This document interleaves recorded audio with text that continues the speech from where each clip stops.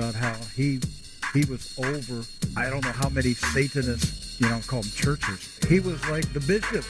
You gotta be kidding me. What was in her heart, you don't know what sin she'd committed, you don't know how much unbelief was there, you don't know whether she hated her husband. I don't think so. Why would anybody spend so much time ranting and raving about something that they don't believe in? Really? Welcome to Skeptics Brew Pub with Brother Brewer. And welcome to episode 34 of Skeptics Brew Pub. I'm Brother Brewer, and tonight I am joined by fellow Southern SJW, the Podunk Polymath himself, Chris Watson. How are you doing tonight, Chris? Doing pretty good out this side. I'd heard you were talking about. We were talking about before the show started that you'd just been to a rally. What was that like out there?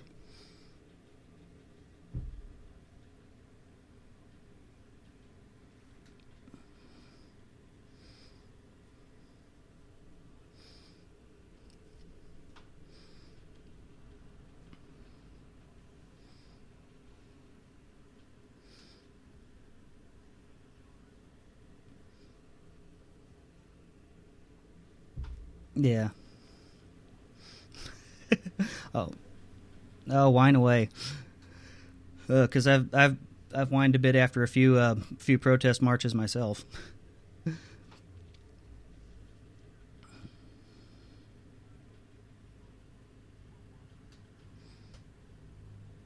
Okay. Did it have? Okay. Now, did it have a pretty good sized turnout, or was it a pretty good?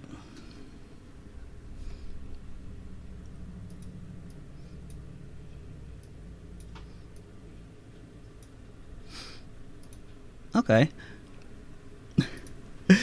Well, I guess we'll go ahead and start asking some other questions here. Now, how did you get started in the secular movement as being a social justice warrior? Because we Southerners aren't really known for that.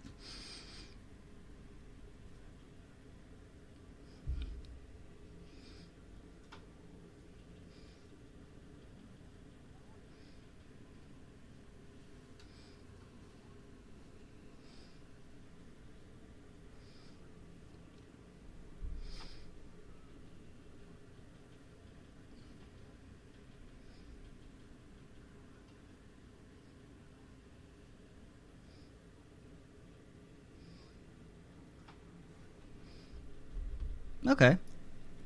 Now, you were, before you started the Podunk Polymath, you were also on, weren't you on Unbuckling the Bible Belt there for a little while?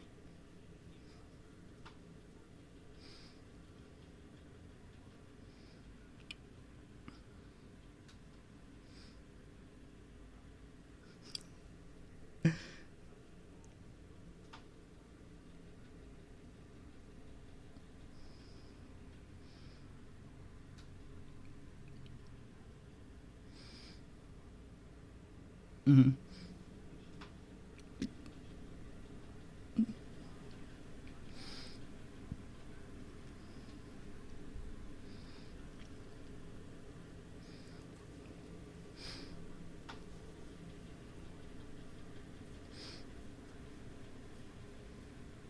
Yeah, I'm really liking the format that you've got going on. You've had some pretty good guests on there. You've had Marissa McCool. I think we've shared a couple of guests.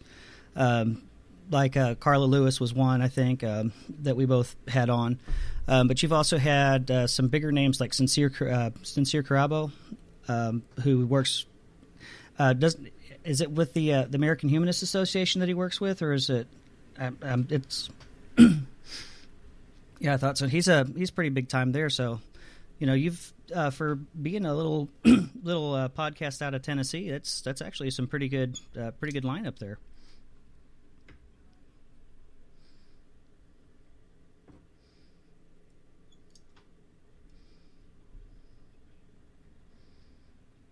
Mm-hmm.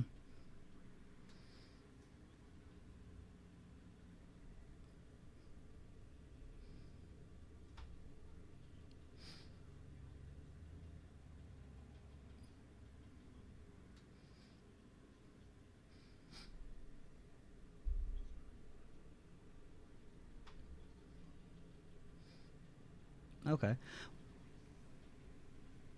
Cool. Yeah, I listened to a little bit of that episode, but unfortunately I haven't been able to get through the whole thing yet. Now, you had talked about when you were the angry atheist phase that I think we all go through. So what was it like becoming secular in Music City? I mean, right there in the heart of Nashville.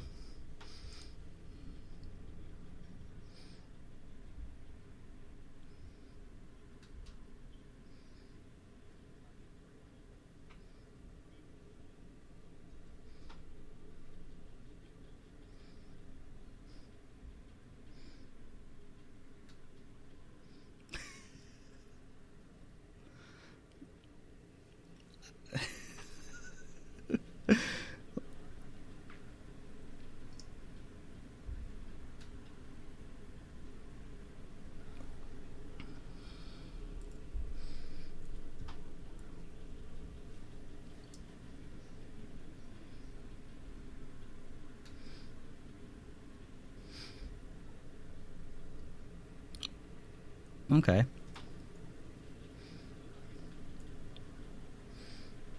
Okay. Now, how long have you actually been an atheist? I mean, was it something that you've been for a long time? Was it kind of a recent development for you? Or?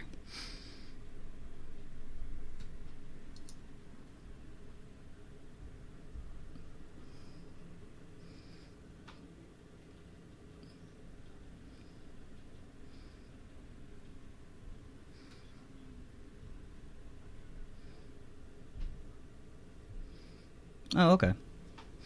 Okay.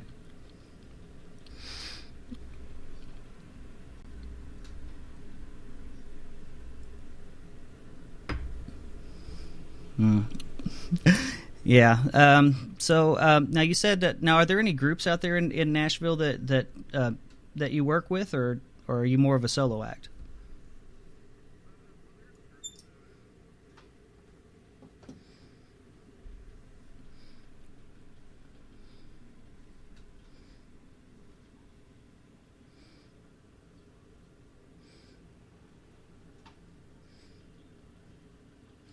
I was going to ask you a little bit more about those because they don't have one out where we're at, unfortunately.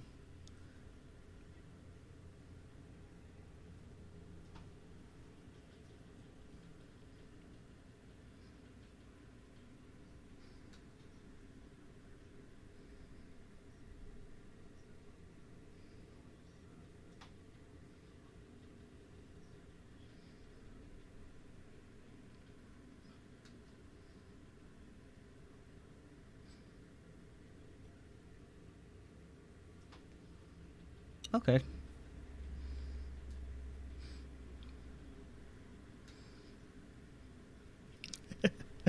Yeah, but I think that's a pretty good option though for some folks, because it's one thing that a lot of people coming out of churches are pretty used to, is having that community. So that's I think that's actually a pretty good option, and I wish we had one out here. Well, I don't know about me being able to start my own, but we may be able to come up with something if I can find a few people interested. So anybody out there in Northwest Arkansas that's interested, hit me up. Now, another thing that's happening, I guess it's coming up, since it's almost February, I believe it's in March, the NanoCon. Are you involved with that in any way?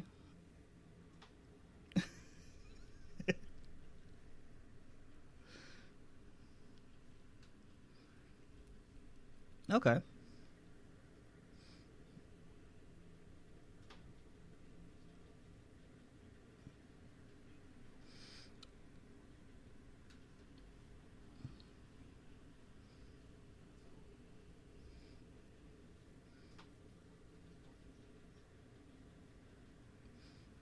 Oh, wow.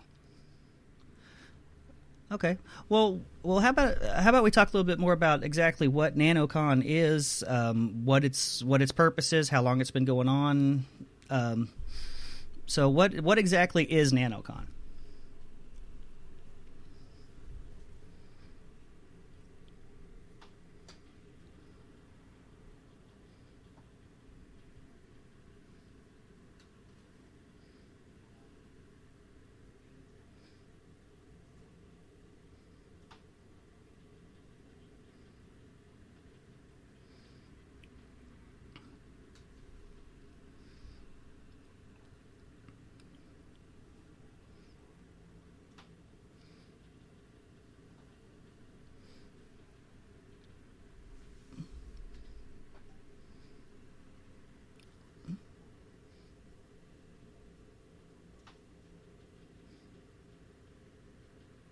Oh, okay. Okay, so it's there's not going to be a whole lot of like David Silverman kind of God bashing going on there. Or... Oh, wow.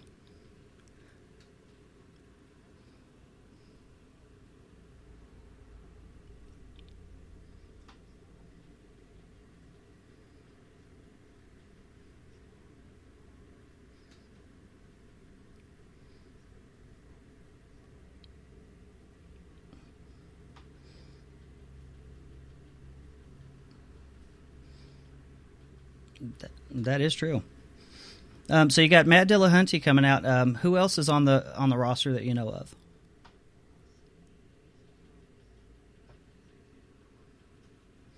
Okay.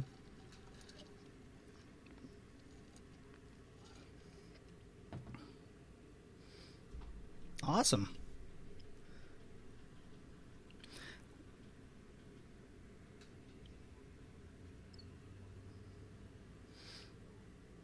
Okay.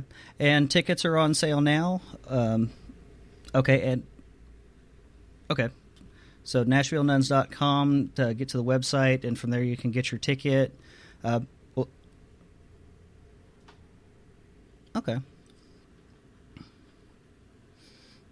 Okay, cool.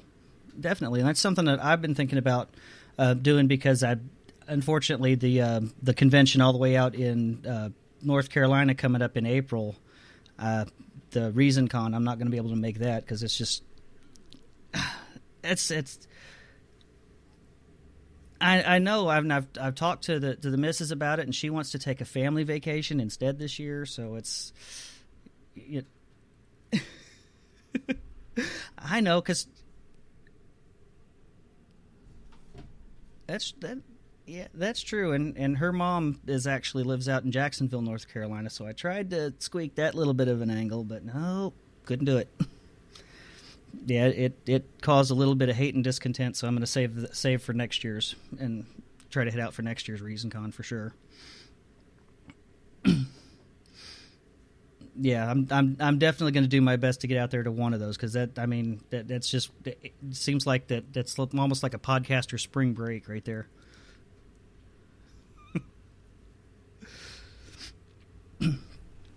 Okay. Now, a couple of other things that we were that I had written in the notes to talk about. I think I wanted to talk a little bit about what who I call the Bozo Emeritus, President Trump, has been doing this last week. I mean, it's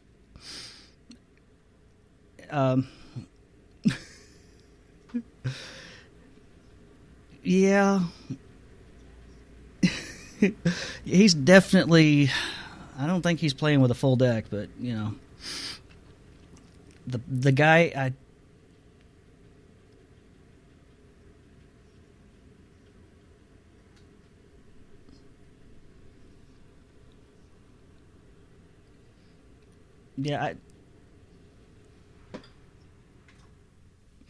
don't think it's. Yeah, I don't think he's ever been told no in his life. I mean, that's one of the impressions that I get from him, is that nobody, even his dad, probably never told him no for anything.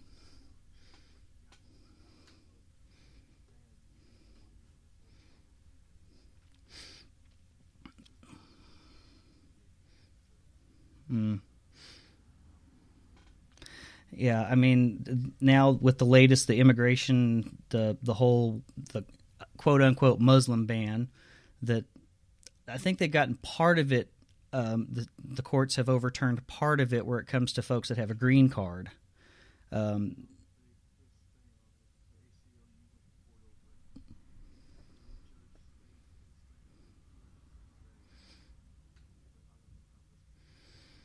Yeah.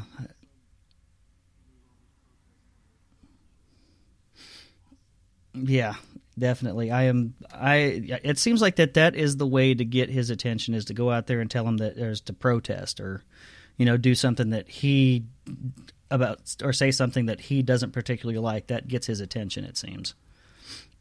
Because, I mean, as soon as the the Women's March happened, I mean, he had to immediately go out and tweet about that.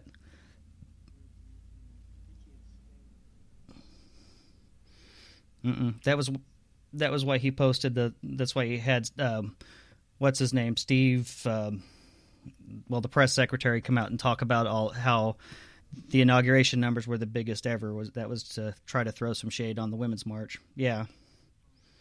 Mm-hmm. Yeah, of course, this is the same guy that tweeted his password out twice.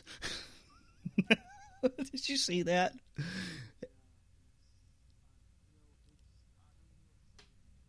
I mean, mm-hmm. Yeah, and they just got that. Yeah, they just did something else. I mean, because then what was the other thing that he did was he posted. It was a link to an article from The Onion, and he said this nailed it. And the thing on it was that he was the head of misinformation. It's like, are you serious?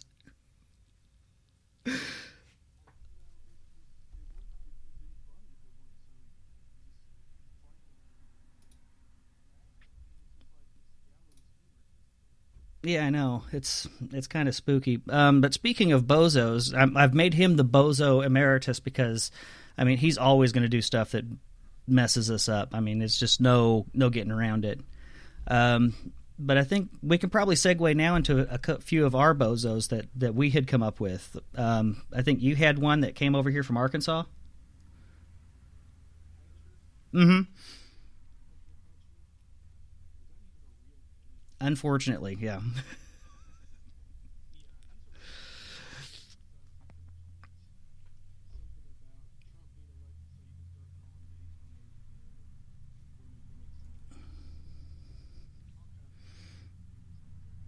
Yeah.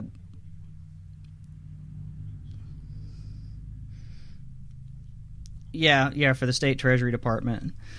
He was part of the outreach for that, and fortunately, at least he had the gumption to resign once it started a shitstorm. They didn't have to fight on it, So that was one of the good things there. Uber 47 from the Secular Barbershop wanted to nominate the entire state of Oklahoma, and that was because that apparently there was a case back last year where a guy was put on trial for rape, and it was deemed a mistrial. They said that it was a mistrial or they dropped the charges because somehow the state's rape and sodomy laws don't account for if the woman is unconscious. So that was his nomination. For me, I had two actually for this week, and one of them is one of my longtime favorites, Arkansas State Senator Jason Rapert, he's the same guy that has been putting the hoopla about getting a Ten Commandments monument back on the state capitol grounds. But now he's trying to work on a bill that will delay the Arkansas medical marijuana amendment that we just passed until federal law changes so that the federal law says that marijuana is legal, which that goes completely against what we voted on, but that's Rapert. And then, of course, I've also got both of our Arkansas senators, Bozeman and Tom Cotton, who both praised the Muslim ban over the weekend for Trump's immigration ban. They're both very much in support of it. So, yep, I'm going to have – and honestly, out of all of them, as much as the senators mm-hmm. – Oh, no. Okay. Let me see. Let me try something here. Hang on.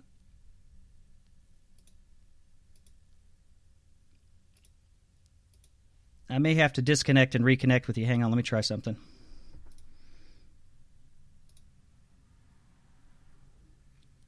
Okay. Technical difficulties. Gotta love it. How would you rate this? Duh.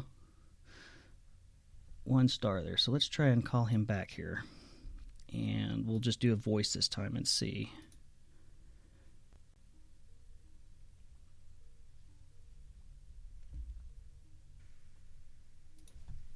Hello? Hey, you back? Yeah, I'm here. Okay, I'm checking to see, because I got the same message over here. So let's see if I'm asking. He says he'll let me know. Okay. But I'm hoping that does it. Okay. Works now. Okay, cool. But we had those, and you had Hunter what's his nuts, that was the Hunter Hatcher for the treasurer. So out of those four, who do you think should probably be our Bozo of the week? Okay, one more time. Let's lay it all out. Okay, just so everybody can hear. We had you had nominated Hunter Hatcher, the Arkansas State Treasurer employee, who tweeted out, one of the quotes in it was, "Y'all in Trump's America now. Time to flick that chip off your shoulder and quit being so offended. Gay jokes are back on, you bunch of homos." That's nice. Okay. Yeah, that was one of them.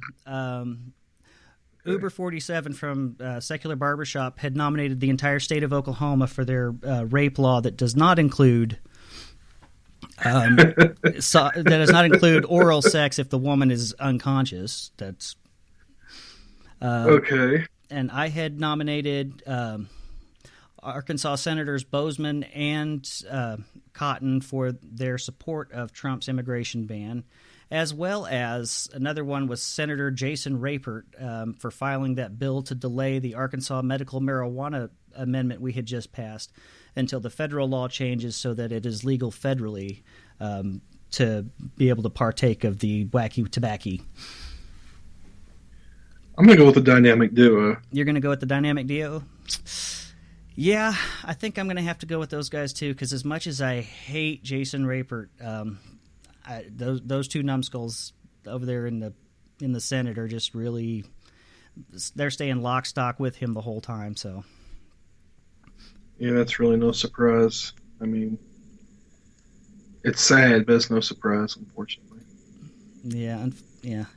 And did you see that our favorite punching bag was back in the news? Well, there's so many. Well, which specific? I'm talking about, what is his name? Dick Spencer. Richard Spencer. Yes, old Dickhead Spencer. He's back in the news because over the weekend in Quebec, some Canadian Trump fan decided to go in and shoot up a mosque. And Dick Spencer decided to tweet out the night that it happened, how is it that a lovely North American state like Quebec can have a mosque?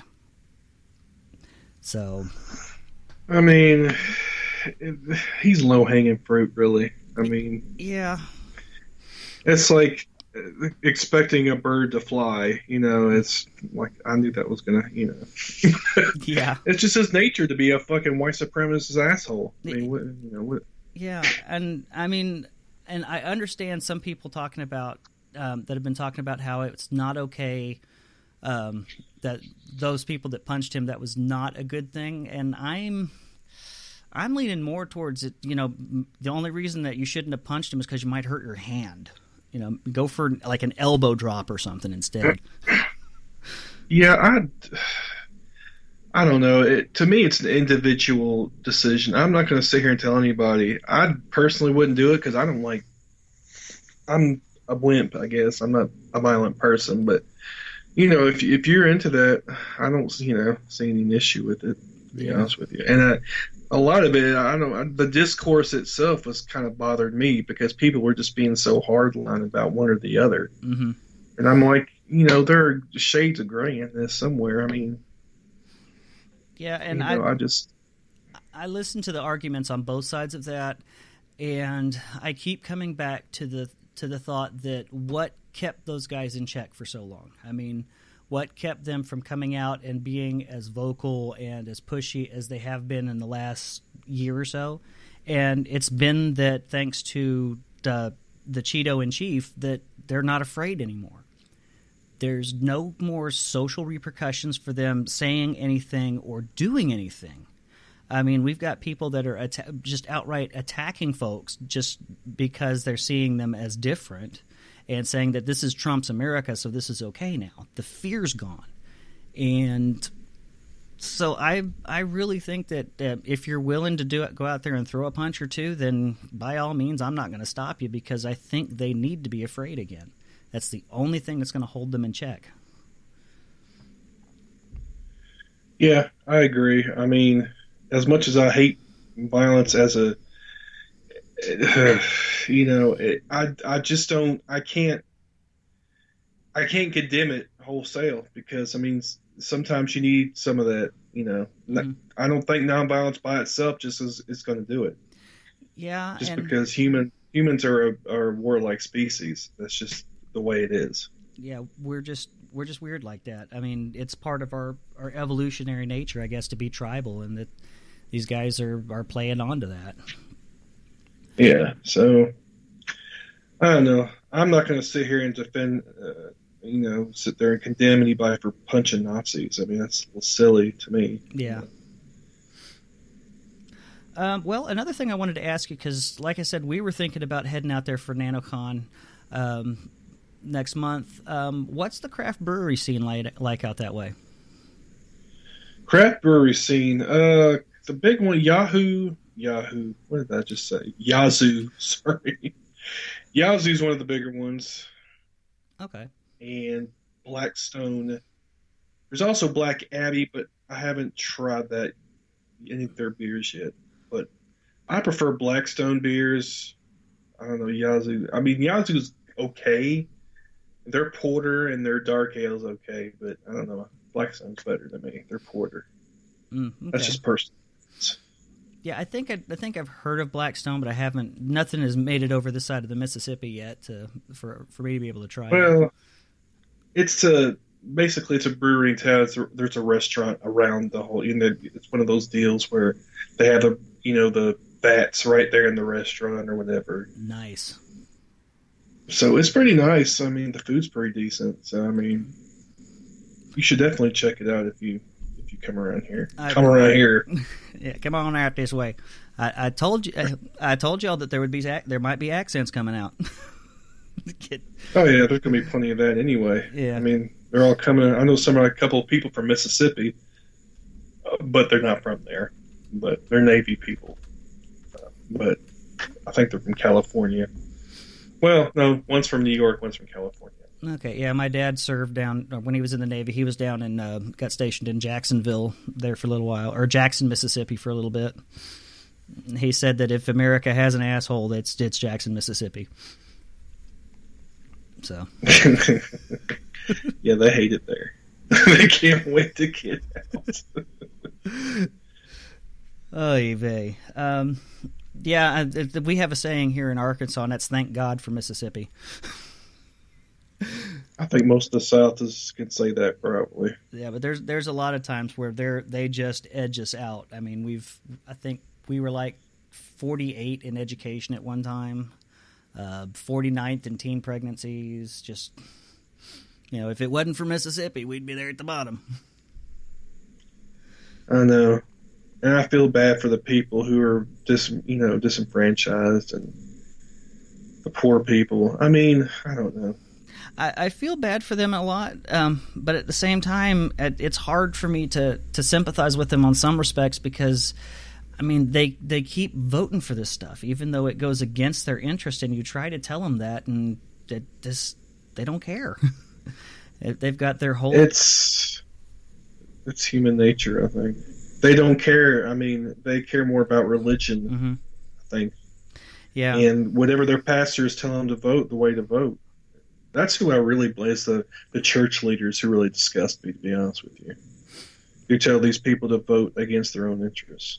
Yeah, and it's all and it's all over some kind of like false morality. I mean, a lot of it. I mean, here in Arkansas, I like to refer to it as the holy trinity of politics. Here, it's God, guns, and gays.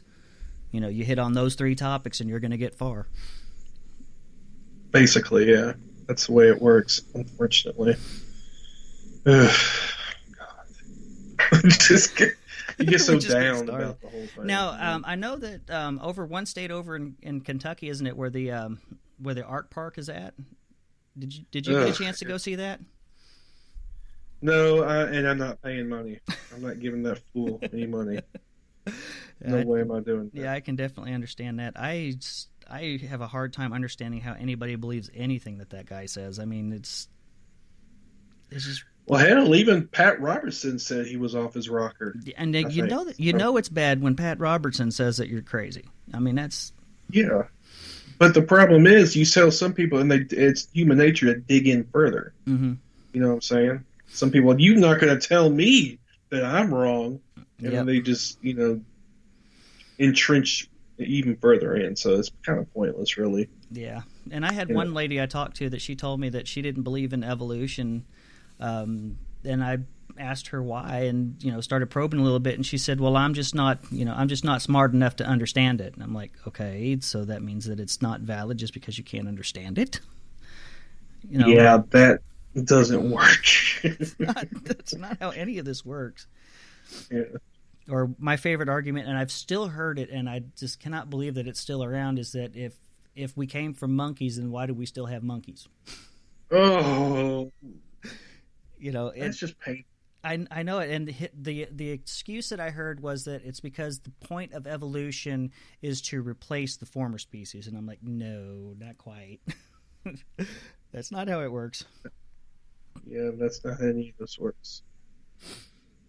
And now we got the Betsy DeVos going up for that. Yeah, it's overload. It's just shit overload, basically. Mm-hmm. It's just so much shit, and you just get overloaded with it. And it's like, man, it just keeps coming. Yeah, it's like this fool's been at president for 1 week, and we're already just tearing our hair out. Jesus. Mm-hmm. Yeah, she's just. I mean, she has no experience at all in education, and Yeah, but she donated enough money. That's what it's all about. It's cronyism, basically. Mm-hmm. That's all this is. Yeah, and I thought one thing that was interesting, and you kind of started to touch on it when you were talking about in your last episode with the prisons, you started to go towards the education. And one thing that I noticed, I took on Martin Luther King Day, I actually went back and read the speeches from Alabama Governor Wallace and from Arkansas Governor Oral Faubus on segregation. And in Faubus, Orville Faubus's address on that in 1956, he talked about creating private schools in Arkansas to circumvent the segregation or desegregation, and that those schools, if people wanted to send their children to those schools, that the state would pay a voucher system to let them go. And I was like, now that sounds familiar. I wonder where have I heard this? Yeah, it's not a new phenomenon. Yeah. The idea's been around for a while, but they finally got the power to do something about it. Yeah, they finally do, and it's scary. It really is. Well, I mean, Arnie Duncan, Obama's education secretary, was all about the voucher stuff too in private schools. That's true. So I mean, it's just these charter. It's all about fucking neoliberalism, and this just everything's got to be privatized. I mean, neither party is really immune from it. I think. Yeah. Everything's got to be financialized and corporatized. Yeah, I think that's something I think we got from the Clintons, from Bill Clinton's era. I mean, yep. I wasn't a big Hillary fan either, but I knew that she was going to be better than this guy. Anything. I mean, I hate to say that, but I mean, the worst of two. But he is absolutely the worst. I mean, there's no comparison. There's no equal to his incompetence, even so far, and it's only been a week. Yeah, and I'm hoping. I'm thinking that we're going to have to fight really hard to be able to dig out of whatever he, to be able to have the wherewithal to be able to dig out of where he leads us going forward. Yeah, it's frightening, to be honest with you. Well, it's disheartening, frightening, disgusting. Yep. Well, here's something even more frightening. He's already filed to start being able to take donations to start running for 2020. Yeah, I know. I heard that today. Yeah, so buckle up, people. It's going to be a wild ride. Although I think on the plus side, though, I think that is going to mobilize us in a way that we haven't been able to in a while. I mean, Bernie got a lot of us fired up, and now with this, I think if we can get our act together, we may see a movement coming forward that's going to be a lot like the Tea Party. You know, as far as hitting the grassroots and, you know, I hope you're right. You know, I think that we really need to get that moving. And there's going to be a lot of wheels or a lot of gears that we've got to put in place to do that within the next couple of months. But I think that's what it's going to take, is we're going to have to create a movement like the Tea Party did when Obama was elected. Yeah. So you're right. Oh, but it looks like we're running close to the time for us to go ahead and head out, because I do have to put my kids to bed tonight, unfortunately. School night. That's and everything. Cool. But I want to thank you again for coming on. And how can folks find you and your podcast if they want to hear more? Okay, website's podunkpolymath.com. I'm on Twitter at Podunk Polymath. Of course, you can find me on iTunes, Stitcher, the usual suspects. You can email me at podunk.polymath@gmail.com. And I think that's everything. Okay, well, awesome. I know that I'll be listening in the future. I've already downloaded a couple of your previous episodes to catch up on. And like I said, I really do like the format that you use, and you have a great selection of guests. So, you know, good luck in the future with it. Thanks, I appreciate that, man. All right, well, we'll talk to you later. All right, man, take care. Bye. Bye. Well, that's going to wrap it up for tonight, but before we go, I wanted to give a few shout-outs to some awesome people. First of all, I want to give a big thank you to the folks at Secular Yakking. They're actually going to have me come on and talk to them a little bit later tonight to discuss, well, I don't know yet. We'll have to find out, but that should probably be airing within the next week, and when it does, I'll definitely post a link to that. I also wanted to thank the newest inductee to the Order of St. Hitchens, or Oh Shit, the Secular Barbershop. Uber has gone ahead and joined our ranks as a bar patron, and he also was able to give me a mention on the last podcast with his interview with the star of Kickboxer Vengeance. So, again, thank you, Uber, for joining us and becoming a member of Oh Shit. And if you want to help support the show, you can go to patreon.com/skepticsbrewpub and make a per-episode donation. Or you can give me a 5-star rating on iTunes or Stitcher to help broaden the reach and let more people hear the show.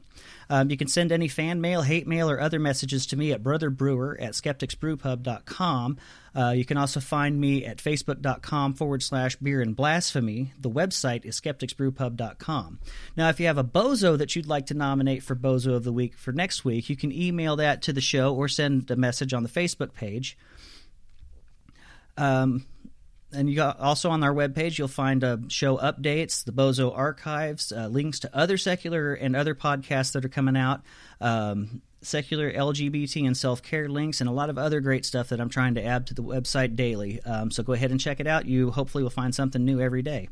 Next week on the show, I'm going to be doing something a little bit different. The pub will be getting a little bit darker as I welcome Adrian Ward from the One Last Story podcast. He is if I remember right, he's the vice chancellor of I forget the university that he's a part of. But we're going to get together and talk about our favorite macabre stories and classical horror authors. Plus, we'll unveil a new Bozo next week. So until next time, this is Brother Brewer at Skeptics Brew Pub saying, believe nothing that you hear, half of what you see, and never have a serious conversation without a 2-drink minimum. Good night, everybody.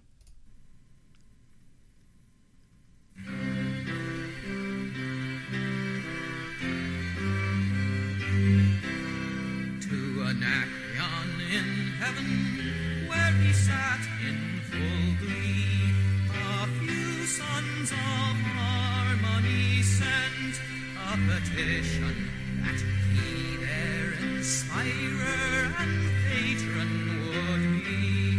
When this answer arrived from the jolly old Grecian, voice, fiddle, and flute no longer be mute.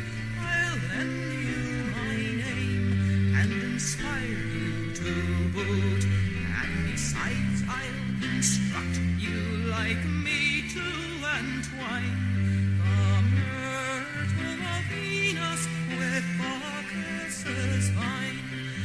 besides I'll instruct you like me to